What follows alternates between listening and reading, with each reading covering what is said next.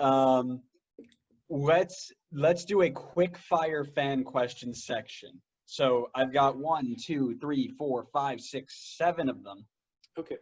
and it just whatever comes to your head, we'll just go straight through them. I technically had 8. I already asked one of them. Okay. But here we go with the first one. And you kind of mentioned a little bit more on a few of them, but just put them all together at once.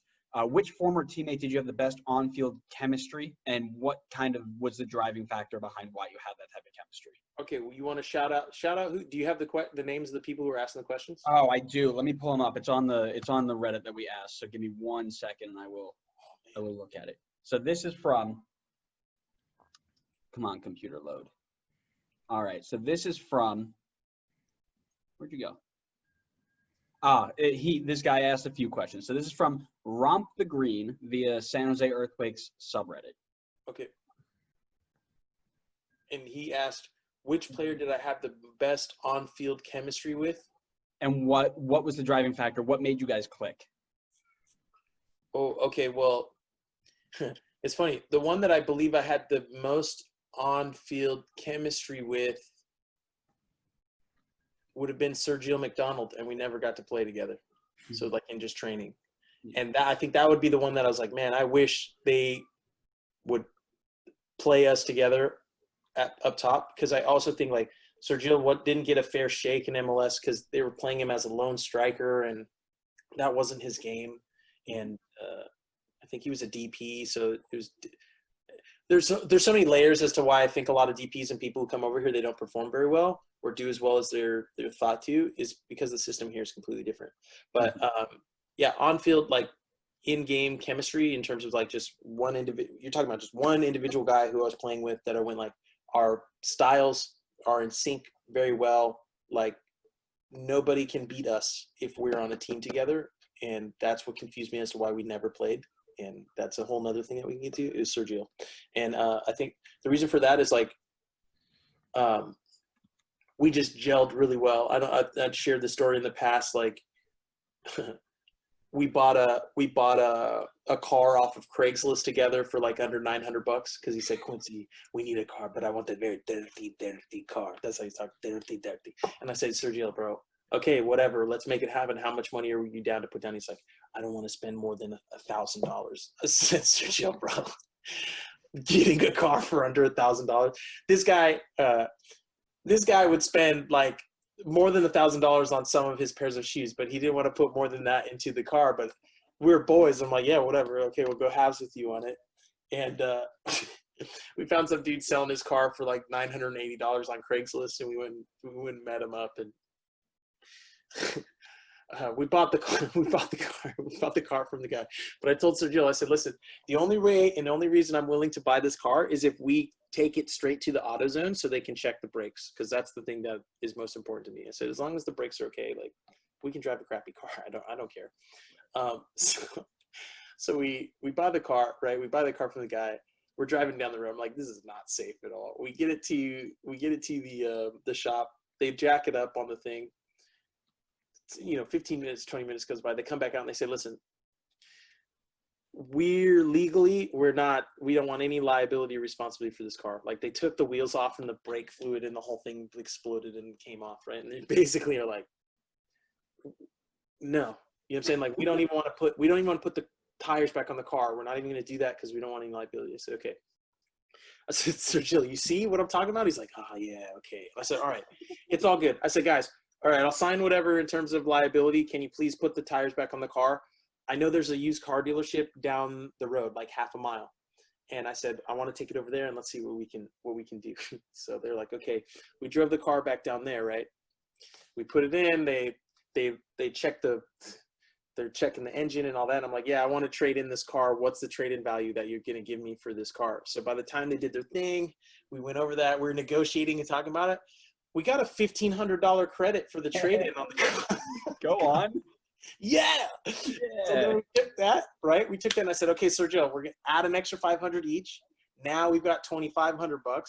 We bought this, I want to say it was like a 98, like Lexus ES or something, 250, something like that. Had air conditioning, leather seats.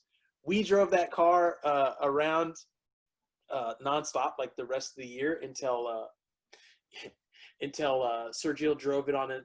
The one time he drove the car by himself on his own, all of a sudden the gasket blew up on it, and he's called me on the phone. Quincy, the car's on fire. I don't know what to do. So then now I'm giving you the whole story. So then what I did when I was negotiating with them the terms of the car, I said, listen, I want a car that will work for us till the end of the year. I said, no matter what. I said, if the car breaks, I'm going to bring it back down here and you're going to give me another one. So, and at the end of the year, I'm going to give you the car back. So it's a win-win for you guys. Just give me a car that works. So when it blew up on the side of the road, we took it back to that place, back renegotiated, wheeled and dealed, got another car. Oh man. See, these are the experiences. These are the good times. That's why the chemistry was there, right? Stuff like that, stupid stories like that.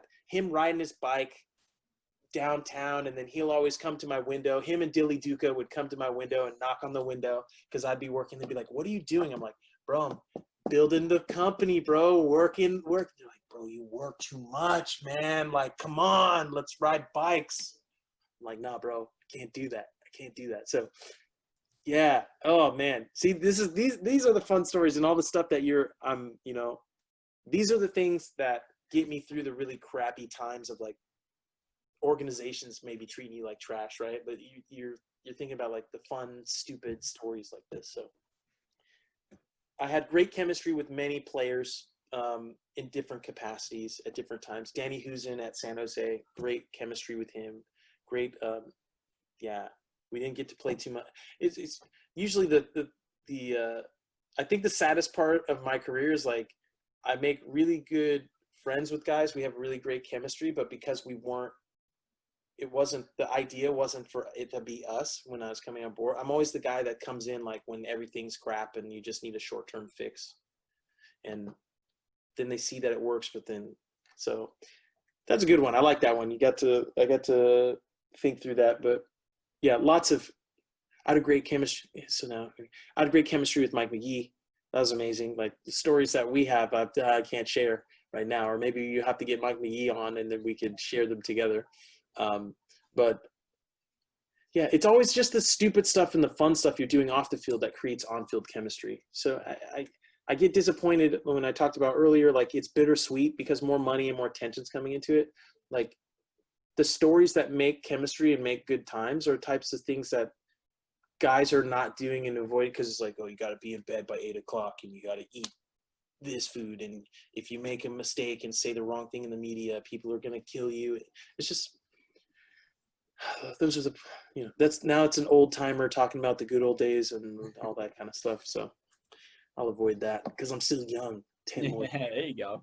So we just had a question come in as we were speaking from Tom in San Jose, asking, to who or what does he credit his amazing eyebrows to? Can you speak onto that? What do you mean? I mean, I don't know. Genetic. Yeah. It has to be, man. Some of these San Jose fans are a little off their rocker, I think. Are we live on YouTube or like what are we doing? No. It came in, so we posted it in Reddit, and they just asked it. I got a notification saying it got asked in Reddit. Yeah, no, I don't know if that's a sarcastic one or if it was an actual legit one, but either way, thanks. Yeah, right. From the same guy from before, Romp the Green. How does playing for a team with like low spending power like the Quakes differ from clubs with bigger budgets like Toronto, Chicago, Montreal, or DC? You guys in your can of worms questions, right? But this is good. Okay. They differ in many ways, but I would assume the question is really like, is money necessary to be successful? Right? It's really saying like, do you have a chance to win if you don't have the big budget and the big money? The answer to that question is yes, you do have a chance to win, but where you can't compete in the budget, you have to make up for in culture. And I think the biggest problem that organizations that don't have much money is they don't invest enough in culture. And culture is something that takes time to build. And in the business of professional sports, you got to win tomorrow, right? And if your plan and vision is build culture over 3 years, but lose every game between now and then, most people aren't going to be ready for your culture 3 years from now. They want to, you know what I mean? They don't want to deal with losing for 3 years to have a winning championship team. But the way in which I caution people who have that thinking is only one person can be the champion every year, right? And if everybody's going with short-term thinking to win this year, only one person's going to get that right, which means everybody else is getting it wrong. And the next year, if you go with that same thinking, again, only one's going to get it right. And at year 3, again, only one, right? So if you believe you'll luckily be the one that gets it, everything falls into place and you win this year, okay, then that's how you want to play the game. You gamble. You're a gambler. Let's put it all on black, put it all on 00. Let's go. And I'm down to play with people who like to play that way because I love that. Let's go. But if you're saying, okay, but here's the most thing. Most people don't think they're putting all their money on 00. They think they're being strategic and like spreading it out and all that kind of stuff. And you're going like, okay, okay, if you're spreading it out, okay, so this is good. So we're going to break it down and bring it all together. Let's use roulette because that's, hopefully guys, people are understanding roulette rules. If not, in general, you've got like 33 spots on the table. If you put $1 on one spot and it lands on that roulette table, right, you get paid out, I think it's 33-1 or 35-1, right? It's 33-1, right? Okay, so you got 33 spots on the table and you go like, oh, let me spread it out. I've got $33. I put $1 on each one. This is ingenious. So I'm going to win, right? But if you win, you're at the exact same spot that you started. But there's still these other 2 spots on the table, 0, 00, right? Mm-hmm. And the one time it lands on that, you lose everything. And that's how most people are approaching this. They think they're being strategic and smart by not taking risk and putting their money, at least when they see me show up, they see me show up and put my money on 0 or 00. And they go like, oh, this guy's crazy, right? I go like, yeah, I'm crazy. But either I hit big or I lose my money right away and I can go and spend my time working on trying to make my next $33. While you sit there with your only $33 and you keep spreading it, you play the game for maybe 2 or 3 hours and then you lose it all on 0, 00. So the reason I'm using that as framework and context is I'm saying like let's take that same thinking and philosophy and ideology and apply that to soccer. That's how most organizations are operating and running. They're saying, oh, we want to hope to win this year, but chances are you're not going to. But 3 years is still going to pass and you're going to be in the same spot that you're in today. So are you going to learn from the mistakes and the experiences from the past, or are you just going to want to win so much tomorrow that you won't invest to win 3 years from now or 4 years from now? So, and by doing this and sharing this, right, it's hopefully upgrading the thinking of the entire league and their organizations and how they're approaching things, right? So we can all grow and elevate together, right? Yeah, it's creating more competition. Quincy, why would you share your strategy and your input? Because I want to improve. I want to be better. How do we increase? The way we get better, we improve our competition. Our competition gets better. They come, they show us new ways. We get to have fun. I get to improve my level of thinking, or you get to beat me at my level of thinking. And then I know that your thinking is better than mine. Then I can learn your philosophy. I can learn and grow. That's how I'm viewing it. That's how I look at it, right? It's a game to me, and it's a fun game. 4D chess. We talk about it on the Ask Soccer Pro show every Thursday, 6 p.m. PST, 9 p.m. EST. You guys know what it is, the MSL, Mental Strength League. Game you're either playing or you're steady getting played. That's what we've been talking about. That's what we're doing. But yes, that's the way in which the difference between the teams that have money and the teams that don't. Typically, the teams that have money understand at least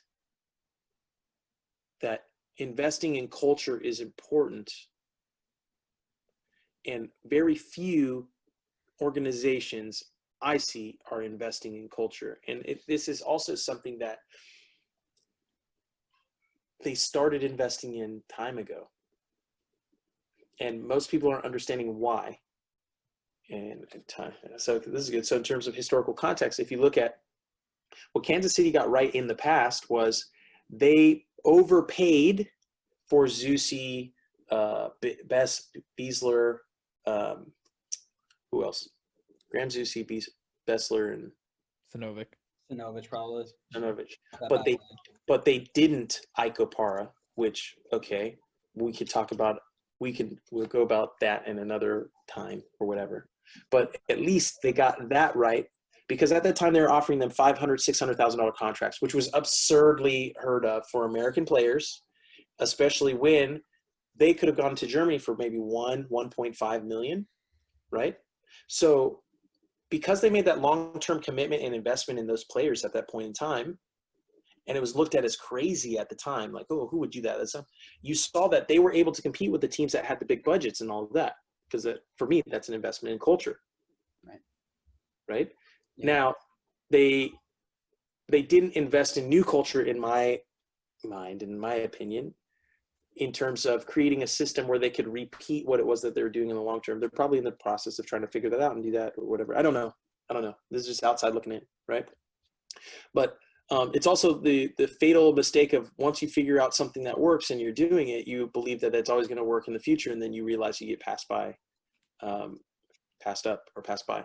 I think a perfect example of culture in this era is Seattle, and I was talking about it before, when Seattle made the decision to invest in Morris in the middle of his injury. And most people would be like, that's crazy, that's ridiculous, that's absurd. I understand from both angles. One, I also understand from players who are not paid and who haven't been compensated in the past. This is ridiculous. Like, let's be very specific. So like an Eddie Johnson, who's balling and killing it for Seattle, never got paid, was considered a angry guy, was considered a problem person. Why? Because he wanted to be paid for balling out and doing well for an organization. So that makes you unrealistic or difficult or whatever. I could see, in my mind's eyes, an individual like him seeing Morris getting this contract is like, what the heck? You know what I mean? Like, what's going on? That's injured, all this. I was playing and doing all that at a very high level. For me, when I'm looking at it, because this is what we're talking about, subjective, like good, it can be good and bad. So there's an example where that can be viewed as bad, right? For me, when I'm saying in terms of culture of the organization, that's a good investment in terms of the long term, because they're saying, look, if it doesn't pan out for Jordan, he doesn't come back, he has this catastrophic injury, it ends up being Zakwani, because they've seen that in the past. Now seeing I'm thinking about it more, this is why they were able to figure this out. Because I'm going like, what did they see for them to understand that? Because most people don't understand this. So you're hearing me think through it, right? Yeah. They saw Zakwani, and what they realized is, even if we give Morris a huge $1 million contract for 3 or 4 years guaranteed, it's substantially lower than what his cost would be if he reaches his full potential, which we believe he has the opportunity to if he comes back healthy, right? If he does come back, he comes back knowing that we gave him money when he needed it most and was most down and out. So he is tied to our club forever. No one can come and offer him any amount of money to leave. He's not going anywhere. Now, worst case scenario, it doesn't pan out and he doesn't work out. He becomes the greatest ambassador on behalf of our organization here moving forward, because this dude's going to tell everyone the story about how Seattle is a place where they care about you, they invest in you, and when you need them most, they've got your back. Because look what they did for me. So from the business perspective, they're looking and saying, this is easy. This is an easy decision, because the PR and press that he'll do for us and working for our organization over the next 10, 15, 20 years, if it doesn't work out for him, more than makes up for the cost of overpaying him now in the moment, right? But that's a decision that happened a while ago. And now we're seeing, oh, it worked out because he came back and now he's playing and balling out. So now it's a win-win. And on top of that, it's a win-win-win because I'm talking about it here with you right now, right? So there you go. It's furthering the story. It's furthering the culture. It's furthering the name, even though I'm not even directly a part of the organization. But if I see that and I understand that and what that means, right, that now means you're an organization that people want to be a part of. They want to contribute to. They want to grow with. That's how you build dynasty, right? Yeah. So culture, and it's the ones who figure that out first that win, but the ones who figure out how to sustain culture are the ones that will win for the long term. I think if you're looking at Toronto, they figured out what they got wrong culturally, and I could see that. So you guys are now you're tapping into all my experience, guys. When I was in Toronto, okay, so jumping back to Josh Janieri, right?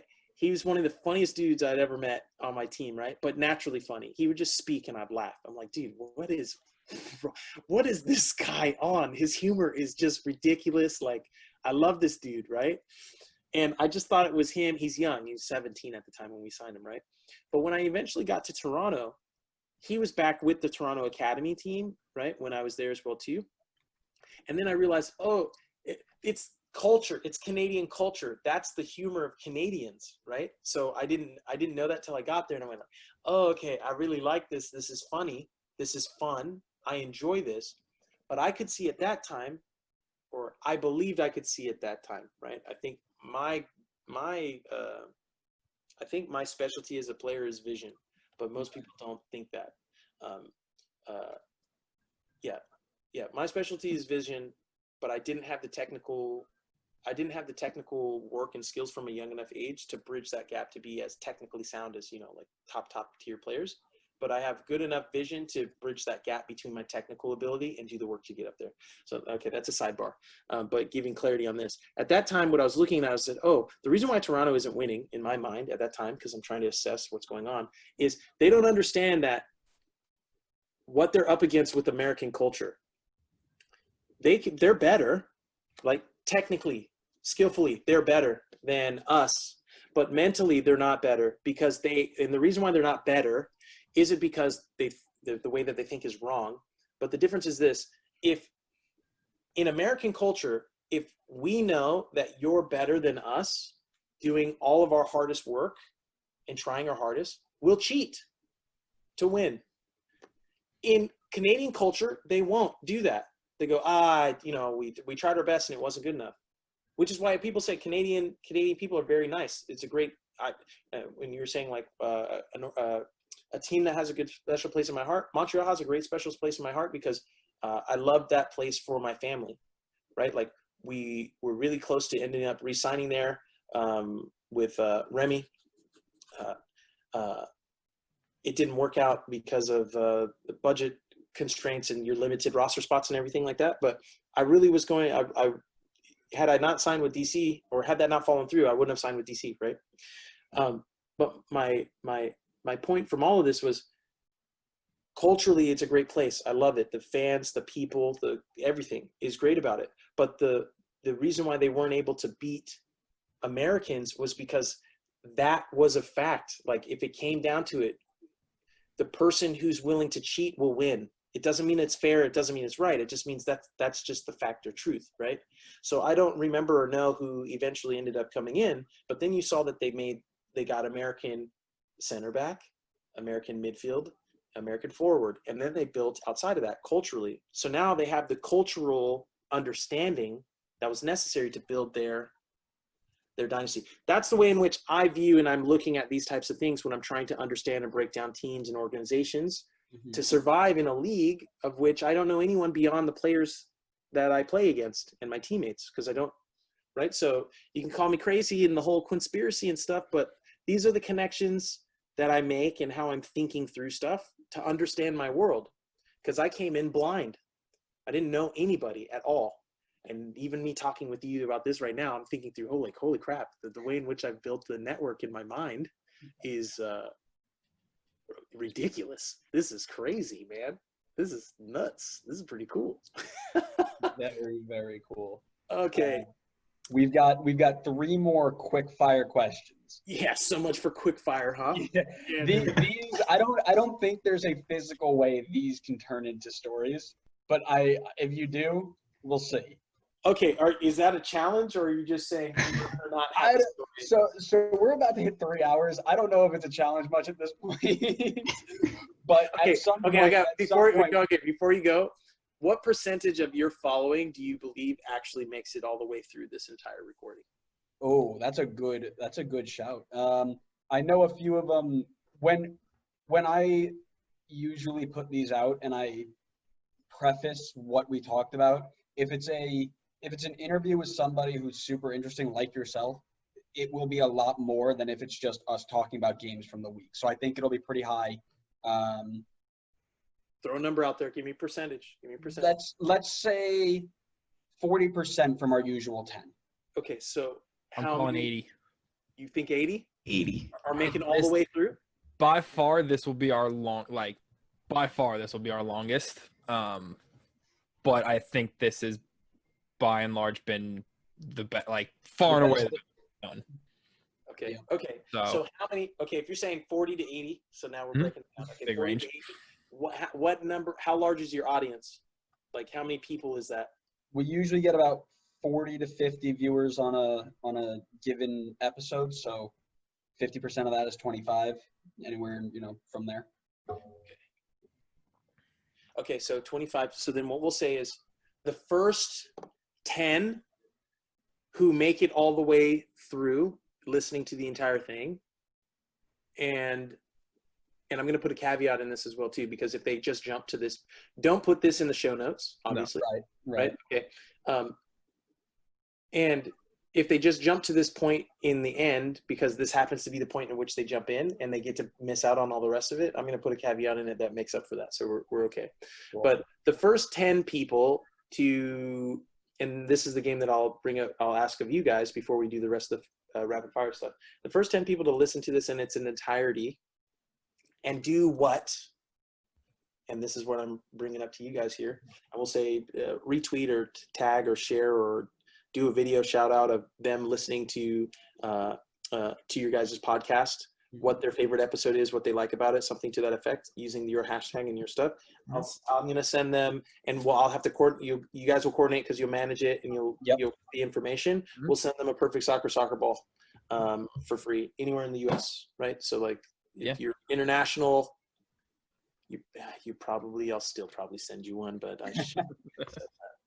Okay. So so I'll say 10 of the perfect soccer ball, and then we'll say the best testimonial, and by best I mean most creative or fun or whatever on your guys' side, they'll get a perfect soccer goal. We'll send that out. To them. Oh, yeah. Okay, and then so whatever the testimonial is for your guys' podcast or show, the best one gets that, and then the next 10 who send one in, up to 10, will get the soccer ball. And then anyone, if it ends up being on beyond 10, because let's say people are listening to this in the future, what we'll say is anyone who does that for you guys beyond this in the future, I'll give them access to all of my skills and drills training videos in our Perfect Soccer Team membership area for free. So I think Skills Academy, that would be the Skills Academy training center that Ross LeBeau and I put together while we were in Chicago Fire at the Chicago Fire Stadium. And you even got Benji Hoya, who's in there, who made a guest appearance to help us to put that together. So we sell that on our site. Everybody who sends you guys that here moving forward indefinitely will get access to that for free as well. So now this is an evergreen episode that you guys can continue to do throwback Thursdays, flashback Fridays, shout out Saturdays to indefinitely, to hopefully generate you guys some more testimonials and people who want to participate in the community. Because guys, the Amarikwa process, teamwork equals dream work. Yes, I love it. I love it. I'll do it. All right, So you guys heard it here first. If you guys are listening to this all the way through, you haven't missed a single second, make sure you're clipping it to us. Make sure you're showing us, and we'll organize something. We'll put a tweet out, or what do we want to say? If you send us something on Twitter with the hashtag the DP pod with a screen grab of you making all the way through, and you send us the word Quincy. Okay. Okay. I see. Guys, I see how you're thinking about it now. Think bigger. Yeah. Okay. So I'm saying indefinitely, a video testimonial of what you've learned from the episode. Oh, okay. I like.